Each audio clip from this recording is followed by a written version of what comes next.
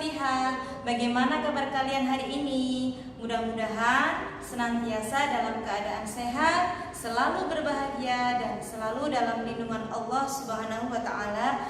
Amin ya Rabbal 'Alamin.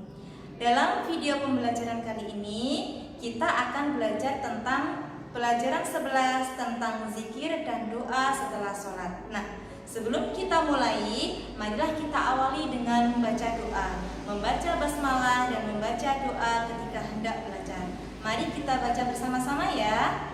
Bismillahirrahmanirrahim. Rabbi zidni ilman nafi'ah warzuqni fahma.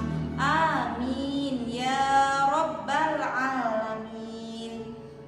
Nah, sebelum kita mulai pembelajaran, dalam pembelajaran hari ini ada beberapa tujuan, yakni yang pertama, anak-anak yang solih-solihah memahami makna zikir dan doa setelah sholat. Dan tujuan yang kedua, agar anak-anak yang solih-solihah memahami dan bisa mempraktikkan tata cara zikir dan doa setelah sholat. Untuk itu, persiapkanlah alat tulis untuk mencatat hal-hal yang penting. Mari kita simak bersama ya. Sebagai hamba Allah yang beriman, tentu kita senantiasa mengingat Allah dan memohon hanya kepada Allah.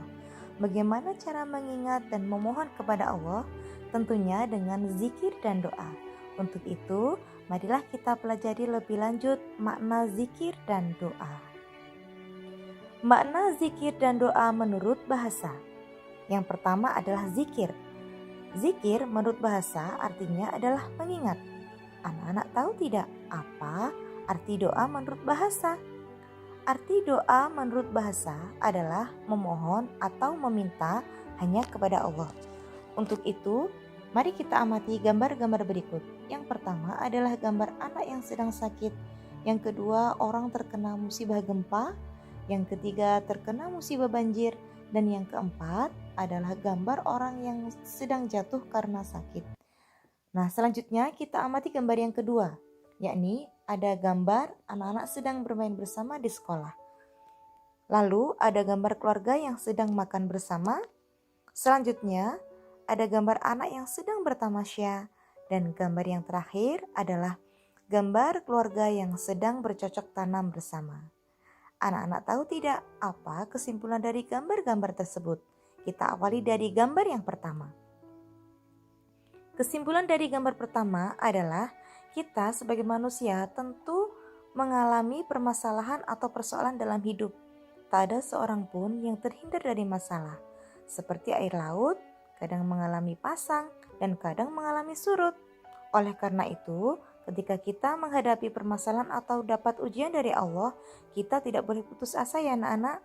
Karena yakinlah, semua itu adalah merupakan ujian dari Allah Subhanahu wa Ta'ala bagi hambanya yang beriman. Kita lanjutkan kesimpulan dari gambar yang kedua. Kita sebagai manusia juga mengalami kejayaan atau kebahagiaan dalam hidup. Tapi kejayaan atau kebahagiaan itu juga merupakan ujian dari Allah bagi hambanya yang beriman. Oleh karena itu, ketika kita mendapat kejayaan atau kebahagiaan, kita tidak boleh sampai lupa diri. Sekarang, kita lanjutkan lebih lanjut tentang zikir. Zikir adalah mengingat Allah Subhanahu wa Ta'ala dalam keadaan apapun, baik dalam keadaan bahagia maupun dalam keadaan yang tidak menyenangkan. Kenapa kita harus berzikir kepada Allah? Karena Allah adalah satu-satunya tempat kita meminta dan bergantung. Dengan berzikir, insya Allah kita akan tetap sabar dan tawakal kepada Allah Subhanahu wa Ta'ala, sebagaimana dalam firman Allah Quran Surah Ar-Ra'd ayat 28, yang artinya orang-orang yang beriman dan hati mereka menjadi tentram dengan mengingat Allah. Ingatlah, hanya dengan mengingat Allah hati menjadi tentram. Nah, sekarang kita bahas lebih lanjut tentang doa. Doa adalah permohonan atau permintaan dari seorang hamba kepada Tuhannya. dengan mengucapkan ucapan baik yang dikehendakinya. Seperti contohnya, kita berdoa supaya diberi ilmu yang manfaat. Kita berdoa supaya diberi kemudahan dalam menuntut ilmu. Atau kita berdoa supaya diberi kemudahan rezeki kepada orang tua kita. Karena sesungguhnya orang-orang yang sukses adalah orang yang selalu mau berdoa kepada Allah Subhanahu wa taala, sebagaimana dalam Quran surah Al-Isra ayat 110, yang mana kita dapat berdoa dengan menyebut nama-nama baik Allah atau Asmaul Husna. Ketika berdoa pun kita tidak perlu mengeraskan atau merendahkan suara kita. Jadi di pertengahan ya anak-anak. Nah, dengan berdoa kepada Allah Subhanahu wa taala, insya Allah atau pasti Allah akan mengabulkan permintaan kita. Kita lanjut tentang berdoa. Apa ya berdoa itu? Nah, berdoa ini adalah merupakan salah satu ibadah kepada Allah Subhanahu wa taala dengan tata cara sebagai berikut.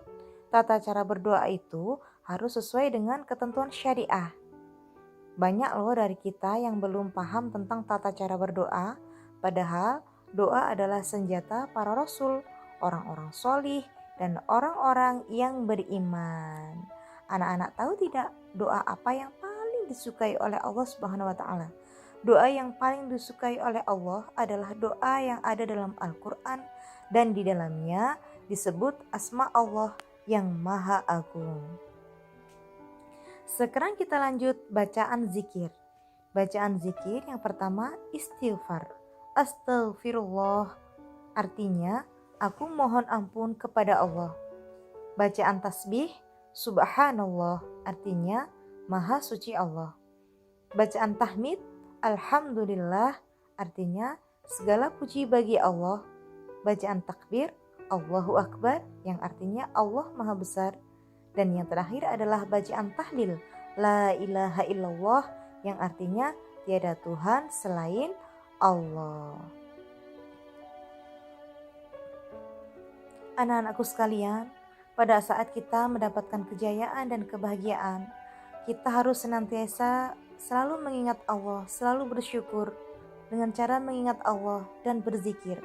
Karena berzikir merupakan salah satu bentuk syukur atas nikmat yang telah Allah Subhanahu wa taala berikan kepada kita. Sekarang kita lanjutkan tata cara berdoa. Yang pertama adalah dengan rendah hati dan pelan-pelan saat berdoa. Yang kedua, yakin doanya akan dikabulkan Allah Subhanahu wa taala. Yang ketiga, ikhlas berdoa hanya kepada Allah. Yang keempat, diawali dengan membaca Asmaul Husna. Yang kelima, diawali dengan sholawat Nabi. Dan yang keenam, membaca doa kebaikan sesuai yang diinginkan. Hal itu sesuai dengan firman Allah Quran Surah Al-A'raf ayat 205 yang artinya, dan ingatlah Tuhanmu dalam hatimu dengan rendah hati dan rasa takut, dan dengan tidak mengeraskan suara pada waktu pagi dan petang, dan janganlah kamu termasuk orang-orang yang lengah.